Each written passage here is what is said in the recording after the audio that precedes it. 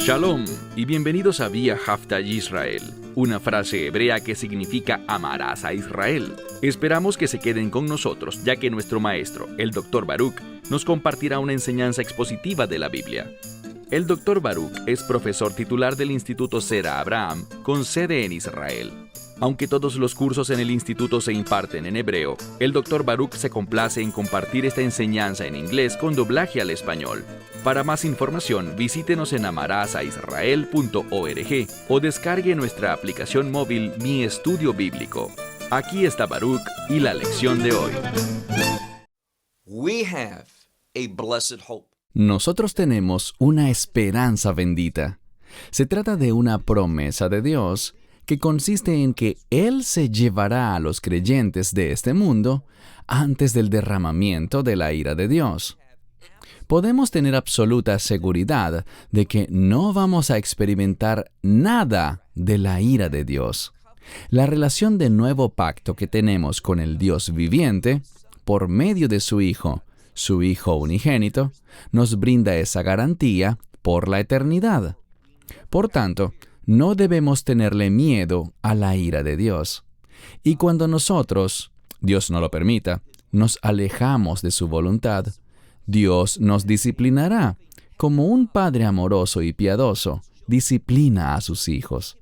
Así que podemos estar seguros de que recibiremos el buen accionar de Dios en nuestras vidas para movernos, cambiarnos y sostenernos hasta ser sus fieles servidores. De lo que hablaremos es de esa maravillosa promesa que tenemos, conocida por muchos como el rapto, y a la que Pablo llama la esperanza bendita. Dicho esto, toma tu Biblia y ve conmigo a Primera a los Tesalonicenses, capítulo 4. La semana pasada iniciamos este cuarto capítulo y vimos que hay un énfasis en que vivamos de acuerdo al espíritu de la ley. ¿Qué quiere decir el espíritu de la ley? Bien, la ley es algo bueno. La ley es la instrucción de Dios. La ley, y hablo de la ley de Moisés, nos enseña lo que son las expectativas de Dios para nuestra vida. No somos salvos por la ley, pero siendo salvos, somos llamados a aplicar la verdad de la Torá a nuestra vida. Pablo dice en 1 Corintios capítulo 5, celebremos la fiesta de la Pascua. No podemos hacer eso de acuerdo a la Torá en la actualidad. No existe el templo, y más que eso, no hay necesidad de un sacrificio de Pascua por nosotros, porque como dice el texto, nuestro Mesías, nuestro Cordero de Pascua, ya fue sacrificado, y nosotros recibimos el resultado de la obra de la Pascua, el cual es la redención eterna. Pero la Pascua debe ser estudiada, y es bueno que marquemos esa fecha, que apartemos esos días para un propósito santo, con el fin de utilizar las instrucciones y mandamientos que vemos con respecto a esta fiesta, y que lo hagamos en la novedad del Espíritu, que las apliquemos a nuestra vida de una manera que nos permita entender la verdad bíblica. Mientras más entendamos las fiestas, y seré más específico, mientras más entendamos lo que dice la Escritura, toda la Escritura, sobre la Pascua y sobre la fiesta de los panes sin levadura y el día de Rashid, con frecuencia traducido como las primicias, todo lo que entendamos al respecto nos brindará una mejor comprensión sobre el Mesías, su persona, su identidad, quién es, qué ha hecho y qué hará. Así que marcar y separar el tiempo de la Pascua y observarla es algo bueno. Pablo lo confirma en la escritura que mencionamos, que se encuentra en 1 Corintios capítulo 5, versículos 6 y 7, y especialmente en el siguiente verso, en el 8. Entonces apropiémonos de las palabras de Pablo y no nos alejemos de su instrucción, cayendo en falsas doctrinas que están plagando a los creyentes de hoy en día, causando que no comprendan estos tiempos maravillosos que le pertenecen a Dios, sus tiempos señalados. Hay un beneficio si aplicamos sus verdades a nuestras vidas y si los observamos en la novedad del Espíritu. Lean conmigo, como dijimos, primero a los Tesalonicenses capítulo 4, iniciando desde el verso 9. Les mencioné que existe un espíritu que nos prepara con miras a la esperanza bendita, y ese es el espíritu de la ley, el espíritu del Mesías, el espíritu que nos ha dado, su Espíritu Santo, que como dice Juan, es el espíritu de verdad y espíritu de justicia, y podemos entender la definición de lo justo gracias a la ley. La ley no nos hace justos, pero podemos entender la justicia conforme a la perspectiva de Dios gracias a sus mandamientos. Eso es un hecho. Por tanto, si queremos entender la definición de Dios de justicia y cómo vivir de manera justa, guiados por el Espíritu, tenemos que estudiar todos los mandamientos de Moisés. Leamos el verso 9, dice: pero con respecto al amor fraternal. El amor fraternal, amar a nuestros hermanos como a nosotros mismos. Podríamos decir, viajafta, lareaja, camoja, ama a tu prójimo como a ti mismo. Todo esto, dice Pablo. Oye bien, el apóstol Pablo dice en Gálatas 3, este es el mensaje de la Torá. Así que debemos entender la estrecha relación que hay entre amar al prójimo como a uno mismo y el espíritu de la ley, y lo que somos llamados a demostrar hoy en día como creyentes. Pablo está enfatizándolo, no por casualidad, sino porque él comprende las instrucciones de la ley, que caminar en amor fraternal es lo que nos preparará para ser hallados fieles al momento del rapto. Así que dice, pero con respecto al amor fraternal, no tienen necesidad de que les escriba a ustedes. ¿Por qué? Estos asuntos relativos al amor fraternal, Pablo no tiene que escribirles sobre eso. ¿Por qué? Porque Moisés ya lo hizo. Cómo amar a Dios y cómo demostrar nuestro amor por Dios amando a nuestro prójimo. Y la Torá nos revela cuáles son las obligaciones que tenemos unos por otros. De eso es de lo que Él nos habla aquí. Y va más allá para decir, fíjate en la parte final del verso 9. ¿Por qué Pablo no tiene necesidad de escribirnos sobre esto? Él continúa diciendo, porque ustedes mismos han aprendido de Dios. ¿Aprendido de Dios cómo?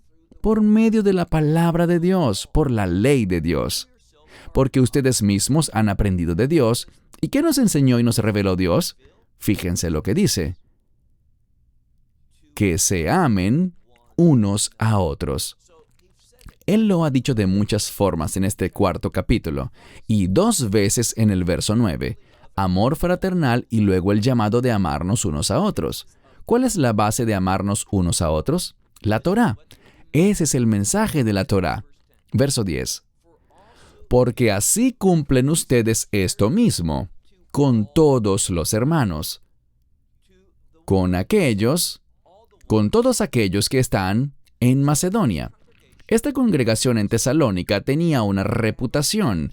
Estaban demostrando el espíritu de la ley al amarse unos a otros dentro de su congregación, y también entre todos aquellos, todos los discípulos, todos los creyentes en toda Macedonia. Y por tanto dice esto. Mira la parte final del verso 10. Y les animamos, hermanos, a que abunden más y más. ¿Que abunden en qué? En todas las cosas. Este es el principio que nos está enseñando. Cuando nosotros demostramos la verdad de la Torá, ¿y cómo lo hago? Amando a mi prójimo como a mí mismo. Cuando yo actúo así, como ellos lo hacían, eso producirá un resultado en mi vida. ¿Cuál será? Voy a abundar más y más, tanto en amar a mi prójimo como en todo lo demás. Amar al prójimo es fundamental, como podemos ver en el libro de los Hechos. De manera impresionante, el poder del Espíritu de Dios en nosotros para que podamos cumplir la voluntad de Dios en su máxima expresión. Entonces Él quiere que nosotros, final del verso 10, abundemos más y más. Verso 11. El verso 11 es uno en el que se hace muy importante que lo leamos en el idioma original. Y quizás pienses, pero es que yo no domino el hebreo, yo no hablo griego, ni tampoco arameo. Pero tienes al alcance de tus dedos, en tu computador, en tu tablet o en tu teléfono móvil, recursos gratuitos. La mayoría son gratuitos y hay algunos muy buenos que puedes comprar para ayudarte a comprender el texto original. Es solo cuestión de un par de clics y podrás entrar para descubrir algo interesante. Por ejemplo, si lo lees como la mayoría de las Biblias lo traducen, dice simplemente: esfuércense por vivir una vida tranquila. Si lo leo en mi idioma, entiendo que debo trabajar duro para vivir una vida tranquila. Pero lo interesante es que cuando analizas esta palabra, que con frecuencia se traduce como esforzarse, trabajar o hacer un esfuerzo, si la miras bien, verás dos palabras griegas juntas. La primera es la palabra para amar y la segunda es la palabra para honor o para cosas honorables. Lo que está diciendo es esto: si tú amas las cosas honorables, es decir, si quieres vivir de manera honorable y tener en tu vida las cosas que Dios considera como rectas, preciosas, honorables y buenas, ¿qué debes hacer? ¿Cómo podemos comportarnos de manera honorable? Para lograrlo, dice que debemos vivir una vida tranquila. Así que si yo quiero apropiarme de estas cosas que son honorables para Dios y que ellas sean lo que caracteriza mi vida, lo puedo lograr, puedo acceder a ello al vivir tranquilamente. Y dice además, ocupándose cada quien de sus asuntos, no siendo un entrometido, no involucrándose inapropiadamente en la vida de los demás. Por supuesto que somos llamados a ministrar, ayudarnos y bendecirnos unos a otros, pero hay una distinción muy clara entre bendecir a alguien y meterse en la vida de los demás. Y dice además, y trabajando con sus propias manos, tal como se lo hemos ordenado. Así que somos llamados a trabajar. No seas ocioso, no seas un sin oficio. Haz lo que tienes que hacer. Trabajar es algo bueno. Ocúpate de tus propios asuntos. Esforcémonos para vivir una vida tranquila, sin dramas. Todos conocemos personas que tristemente se caracterizan porque a todo le ponen drama. No debemos ser así. Vivamos vidas tranquilas y eso será la evidencia de que ustedes están persiguiendo esas cosas que aman y valoran, esas cosas que son honorables a Dios. Luego dice, miren ahora el verso 12, para que ustedes caminen. Este es un término muy hebraico que nos habla sobre nuestro estilo de vida, las cosas que hacemos, cómo nos comportamos, nuestro andar diario. Y dice aquí que caminemos, ¿cómo? Adecuadamente. ¿Y quién define lo que es adecuado? Ni tú ni yo, sino la palabra de Dios. ¿Qué parte de su palabra? Toda su palabra, incluyendo los mandamientos. Esto es lo que una persona sabia hace. Alguien sabio diría, quiero oír del Espíritu Santo. Quiero que el Espíritu Santo me guíe. Quiero que el Espíritu Santo me enseñe a distinguir entre lo bueno y lo malo. Y luego, para poderlo hacer, empieza a leer los mandamientos de Moisés y le dice al Espíritu Santo, yo quiero aplicar este mandamiento a mi vida. Quiero caminar en justicia. Quiero hacer lo correcto. Y no quiero hacer lo que es incorrecto.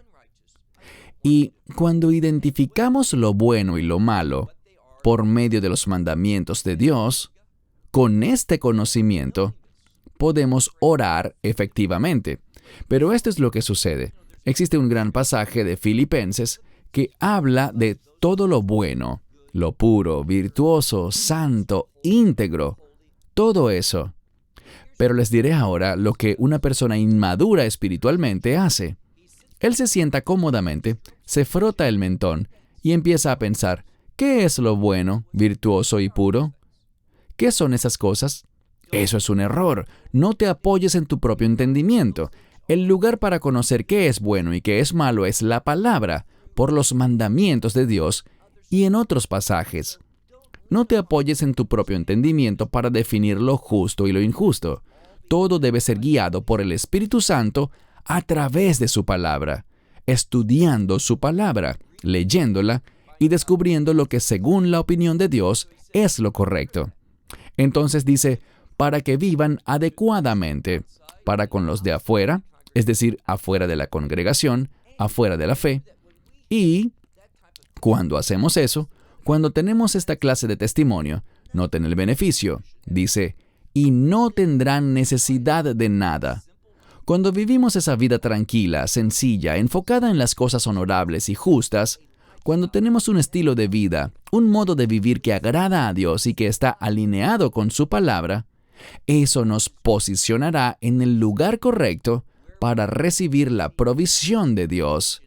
Y, como dice aquí, no necesitaremos nada. Descubrimos que obedecer la palabra de Dios provee sustento, pleno sustento a nuestra vida. Verso 13.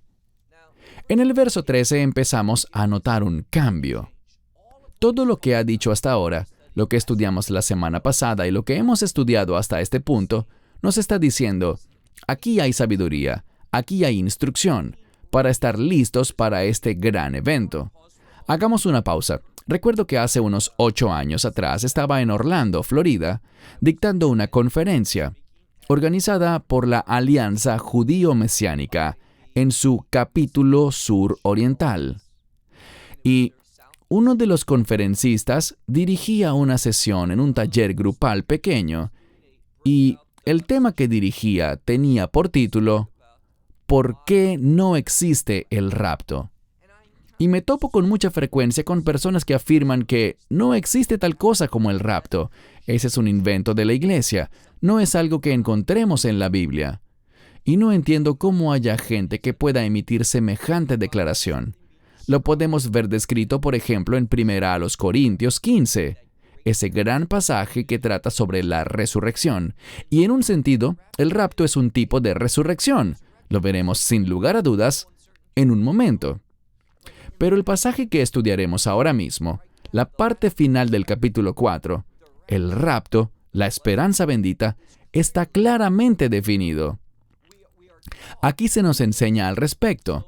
Todo lo que tenemos que hacer es leer estos últimos versos del capítulo 4 y veremos cuán bíblica es la doctrina del rapto y lo que dice la Escritura al respecto en este pasaje de la Escritura. Hay algo que debemos aclarar de inicio, y me refiero a que existe un término bíblico y que también hace parte del judaísmo en las oraciones, por ejemplo, en esa famosa oración llamada la Amidá o Shemón Esrei, nos habla sobre aquellos que duermen en la tierra, el polvo de la tierra. Es una mención a los muertos, pero no está diciendo, y esto es lo que pasa cuando alguien aplica su propio conocimiento y razonamiento a la palabra de Dios. La razón por la que bíblicamente y tradicionalmente en la comunidad judía los muertos sean llamados como personas que duermen en la tierra es por una razón. Cuando tú vas a dormir de noche, esperas levantarte al día siguiente. De hecho, quieres despertarte, pones una alarma o algo así. Pero te acuestas con la expectativa de que ese sueño tendrá un fin y entonces serás resucitado. Y lo que descubrimos aquí es que a los muertos se les llama seres que duermen porque esta era una manera de enfatizar la resurrección. No existe ni la más mínima evidencia en la Biblia de que los muertos estén dormidos. De hecho, hay evidencia de lo contrario. Si ves, por ejemplo, en el relato de Lázaro y el rico, ambos fueron a un lugar llamado el Seol, que tenía 2 secciones, y ellos no estaban dormidos. El rico estaba sufriendo y fue capaz de mirar y hablar. Vemos que Lázaro, por su parte, estaba en el seno de Abraham, esa sección del Seol que coexistía con el infierno o lugar de castigo. Pero entendamos que todo esto cambió con la resurrección y el ascenso del Mesías. Hoy día ya no existe el seno de Abraham. Hablaremos de eso en un momento. Pero vemos claramente que no están dormidos. Esa doctrina del sueño del alma es una falsa doctrina. Esto es lo que dice la Escritura. Avancemos al verso 13. Pero yo no quiero que ustedes estén en contra del conocimiento. Algunas Biblias lo traducen como ignorar, pero el término literal es contrario a saber. Pablo les está dando el conocimiento. Él está revelando y definiendo términos. No es que no estén conscientes de ello. Él ha escrito al respecto en otros lugares, así que dice, no quiero que estén opuestos al conocimiento, hermanos, en cuanto a aquellos que están dormidos, para que no se entristezcan, que no sientan tristeza, como todo el remanente, es decir, como los que quedan, como los demás. ¿Por qué? Ellos no tienen esperanza. Entonces la esperanza bíblica es la que se lleva la tristeza, la pena, causada por la muerte, porque sabemos que la muerte no es el fin, la muerte es una transición. Entonces, como dice aquí, y lo leeré de nuevo, pero no quiero que ustedes se opongan a saber, hermanos, con respecto a los que han dormido, para que no se entristezcan tal como también los demás, como ellos. Y la implicación es que los demás sí están tristes. ¿Por qué? Porque ellos no tienen esperanza. Verso 14. Los demás, debido a que el mundo no cree en la resurrección, en la promesa del Mesías, en el mensaje del Evangelio, ellos están tristes por causa de la muerte, porque ellos no conocen la promesa bíblica, no tienen la esperanza que viene al conocer las promesas de Dios. Verso 14. Pues ya que... Y yo no usaría aquí un sí condicional. Debe ser ya que, pues está hablándole a creyentes aquí. Entonces, pues ya que creemos que Yeshua murió, Él murió en la Pascua sobre la cruz, fue crucificado, pero también dice, Él se levantó. Así también Dios... ¿Cuál es el énfasis aquí? No en la muerte, sino en la resurrección. Y por tanto dice, así también Dios, a aquellos que han dormido por Yeshua, es decir, en la fe, quienes han dormido han muerto en el Mesías. Eso es lo que quiere decir. Dice, Él traerá consigo. Entonces Él los traerá consigo. Esto tiene implicaciones significativas. Ahora, debemos dar énfasis a lo que la Escritura está por decirnos aquí, pues esto se volverá aún más interesante. ¿Qué es la muerte? La muerte es la separación del alma del cuerpo. Pablo le explica algo a los creyentes. Por supuesto, él explicaba esto en una perspectiva posterior a la resurrección. Él explica esto después de la resurrección del Mesías. Lo que Pablo dice aquí obviamente tuvo lugar después de que el Mesías se levantó de entre los muertos y luego de que ascendió a los cielos. Pero antes de la resurrección, ¿qué ocurría? Cuando alguien moría, sin importar quién era, cuando alguien moría, descendía al Seol. Lo que no quedaba claro era a qué parte del Seol, en el lugar llamado Gehinom, infierno, o en el llamado Hek Abraham, el seno de Abraham. ¿Por qué Abraham? Porque Abraham tenía fe. ¿En qué? En la promesa de Dios, en que Dios enviaría un Redentor. Así que todos los que creían que Dios los redimiría, se ubicaban en el seno de Abraham. Aquellos que no tenían fe en la promesa de Dios ni creían en un Redentor, ¿qué les pasó? Se fueron al infierno, al Gehinom. Ahora, cuando el Mesías murió en la Pascua, dice la Biblia que murió, fue sepultado y bajó a las profundidades de la tierra. ¿A qué se refiere? Al Seol. ¿Qué hizo allí? Bien, puedes leer esto en Primera de Pedro y también en Efesios. Esto es lo que hizo. Fue y predicó a los que estaban encarcelados, es decir, en el Gehinom, en el infierno. Les explicó la razón por la que estaban allí, les dijo quién era Él y que ellos no habían creído en el Redentor que vendría. Y luego pasó a hablar con los que estaban en el seno de Abraham, Hek Abraham, y les proclamó a ellos que Él es el Redentor en quien ellos habían creído y por quien esperaban. Y la Escritura dice que el Mesías los tomó cautivos y luego de su resurrección, y en última instancia después de su ascenso, vemos un cambio. Isaías nos dice que en el Seol se ha expandido ese lugar de castigo y de tormento, el infierno o Gehinom, y que lo que se conocía como paraíso, Hek Abraham, ya no existe. El paraíso terminó. ¿Por qué? Porque ya no es necesario, gracias a que existe el cielo. El paraíso y el cielo no son lo mismo. El paraíso era ese lugar, esa sección del Seol, para quienes tenían esperanza y fe en la promesa del Redentor. Eso no existe ya. ¿Por qué? Porque cuando uno muere, como dice Pablo, Cuando uno muere en la fe, de esto es de lo que nos habla el verso 14. Aquellos que han dormido, es decir, que han muerto, pero en Yeshua.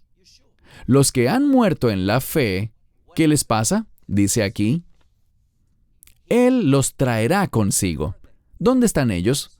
Está hablando de una distinción entre el cuerpo y el alma. Cuando alguien muere, oigan bien, después de la resurrección, después de la ascensión, siempre después de ese momento, cuando alguien muere en la fe, su cuerpo es colocado bajo tierra, se descompone y se vuelve polvo. Pero inmediatamente con la muerte, su alma está presente con el Mesías en el cielo. Por esto Pablo dice que estar ausentes del cuerpo es estar en casa con el Señor. El Mesías dice que siempre estaremos con Él. Así que, cuando Pablo escribe esto, mira con cuidado el verso 14, dice, Él, ¿de quién habla? De Yeshua. Él es el sujeto de la oración, el que murió y resucitó. Él traerá consigo mismo, ¿a quién? A los que han muerto. ¿Qué traerá? Sus almas. Sus almas estarán con Él en el cielo. Así que cuando el Mesías descienda de los cielos hacia el aire, lo que nosotros llamaríamos las nubes, lo que los teólogos denominan el bajo cielo, ¿qué sucede? Las almas que han estado con Él, las almas de los creyentes, vendrán con Él, es lo que dice aquí. Y Él traerá consigo a estas personas. Ahora Él identificará y definirá mejor cómo lucirá todo esto. Leamos el verso 15. Por lo cual les decimos esto por la palabra del Señor, una declaración muy importante. Pablo les dice, esta es revelación directa, tal como todo el resto de la Escritura. Aquí también. Les decimos esto por la palabra del Señor, que nosotros, los que vivimos. Entonces, en el momento que ocurre el evento del cual hablamos, el rapto, habrán creyentes que estarán vivos. Noten el término que usa. Nosotros, los que vivimos, y utiliza una palabra para ubicarse en un sitio. Nosotros diríamos andar por ahí, todavía vivos en este mundo. Entonces, los que aún estén vivos, los que estén andando por ahí en este mundo, ¿cuándo? Dice, en la venida. Y esto es específicamente, como veremos en un momento, el rapto. Entonces, habrán creyentes vivos todavía, andando por ahí en este mundo durante el momento de su venida, de la venida del Señor. Y dice que nosotros no. Y noten que aparecen dos términos diferentes para decir no. La palabra y la palabra mi. Entonces, nosotros jamás precederemos, es lo que dice aquí, a los que durmieron, a los muertos. Ahora, noten lo que está diciendo. A la hora de este glorioso evento, el rapto, habrán creyentes cuyos cuerpos estarán en las tumbas. Ya habrán muerto. Pero sus almas están con el Mesías en el cielo. Y hay otro grupo compuesto por aquellos, él dice nosotros, pues Pablo creía que él podía ser parte de ese evento y estar vivo todavía. Que aquellos que estén vivos, que estén en sus cuerpos andando por este mundo, dice que no precederemos a los que han dormido. ¿Por qué? Mira el verso 16. Porque el Señor mismo, con su mandato. ¿Cuál mandato? Sabemos algo. Con respecto a la esperanza bendita, a esta venida del Señor, no estoy hablando de su primera venida, ni tampoco de su segunda venida al final de la semana 70 de Daniel, sino de esta venida especial, el rapto. La Escritura dice que nadie sabe ni el día ni la hora.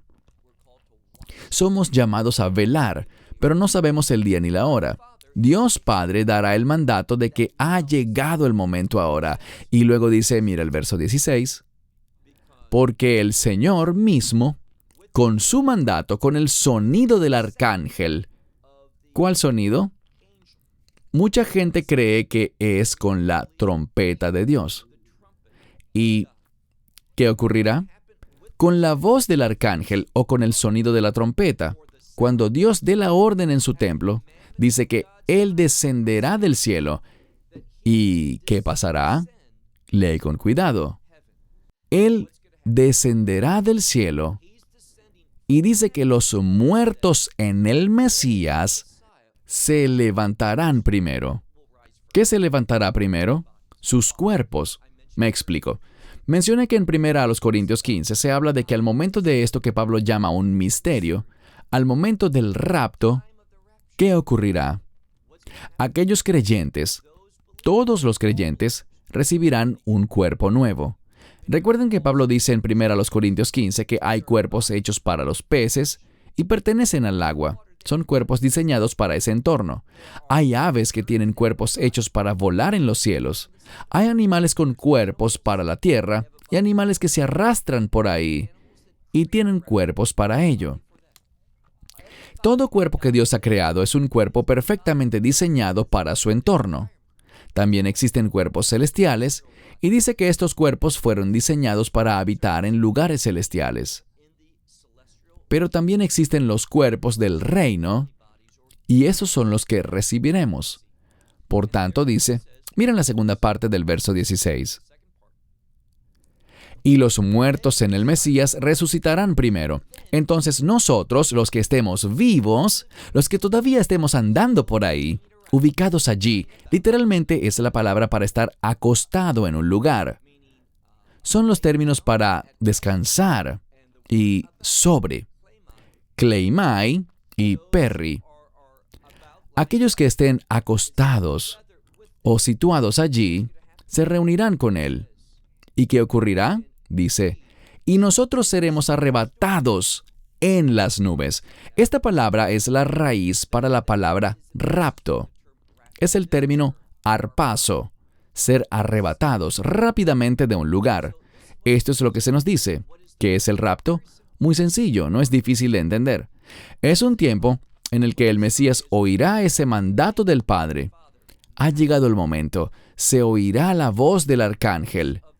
Puede ser un sonido o una voz. Puede ser la trompeta de Dios. También se nombra la trompeta de Dios. Para unos es lo mismo y para otros son cosas diferentes, pero da igual. Se oirá la voz del arcángel y según leemos luego, la trompeta sonará también. ¿Y qué ocurrirá? Lo sabemos. Los muertos, sus cuerpos, no sus almas. Sus almas ya habían estado en el cielo con el Mesías.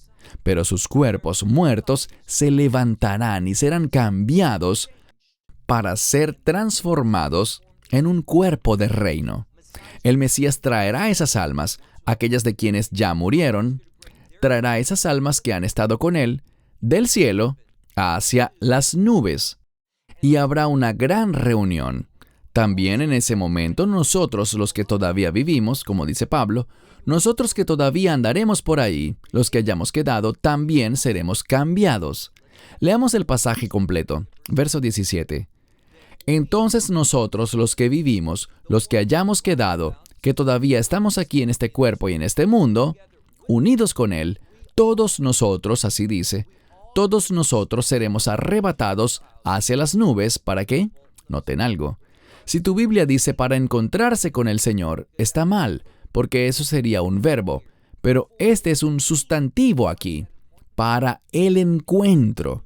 ¿Por qué es importante?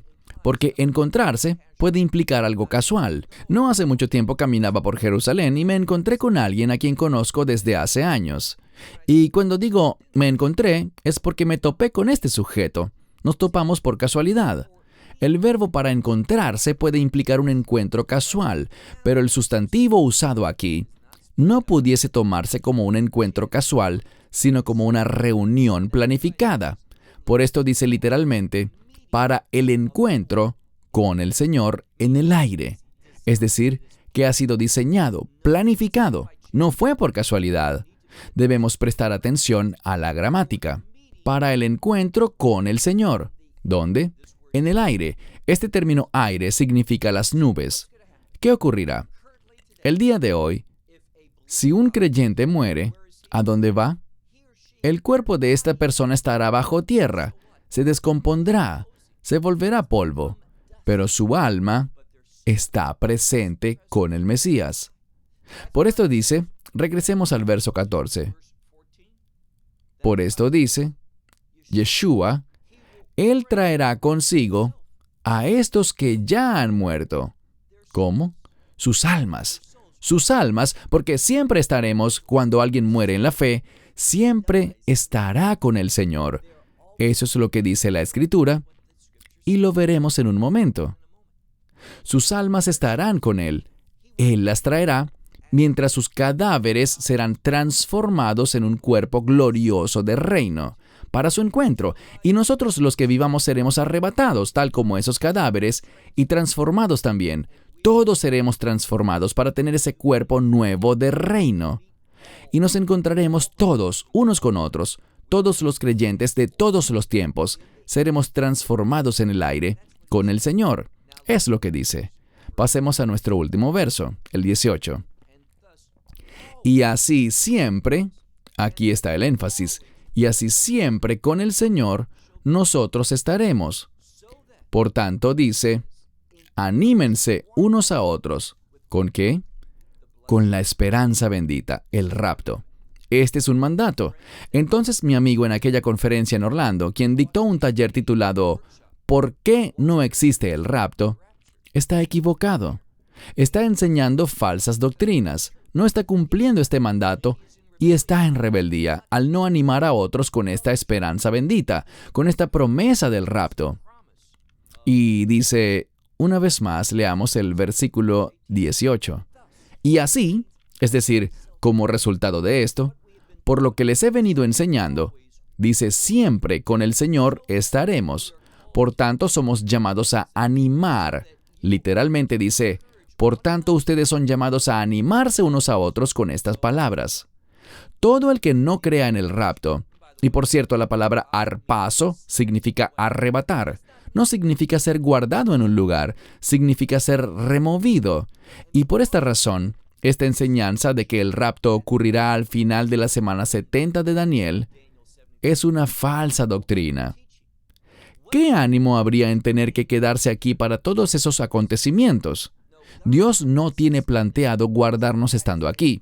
Eso es una violación. Ese concepto que algunos enseñan es falso. No se trata de ser guardados en este lugar y protegidos en medio de todo, sino en cambio la palabra arpazo significa ser llevados, arrebatados, removidos. ¿Para qué? Para poder encontrarnos personalmente con el Señor. ¡Qué promesa tan maravillosa! Y ciertamente una promesa que nos brinda ánimo.